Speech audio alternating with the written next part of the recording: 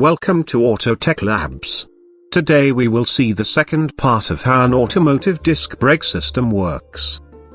In the last part, we saw the working principle at the wheel side. In this part, we will see how it works at the pedal side.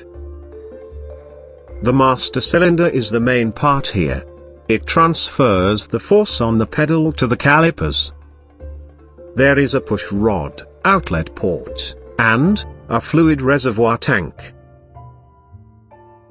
Let's see what's inside the master cylinder.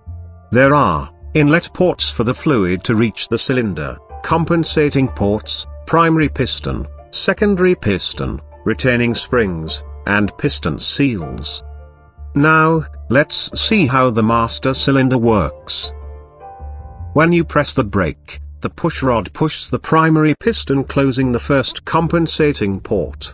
This creates pressure in the cylinder, which pushes the secondary piston, and furtherly closing the second compensating port. Hence both pistons will push the fluid to their corresponding calipers. In case if the secondary piston fails to build up pressure, the primary piston can still develop pressure, with increased travel. And if the primary piston fails, the secondary piston will not receive any pressure to move.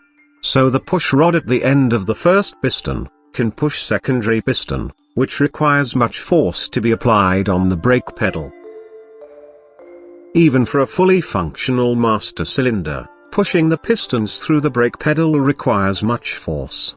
So later on, another component named boosters were introduced. The brake booster comes between the pedal and the master cylinder, and utilizes the vacuum from the engine, assisting the brake pedal and makes it easier to apply brakes. Let's take a look inside the servo.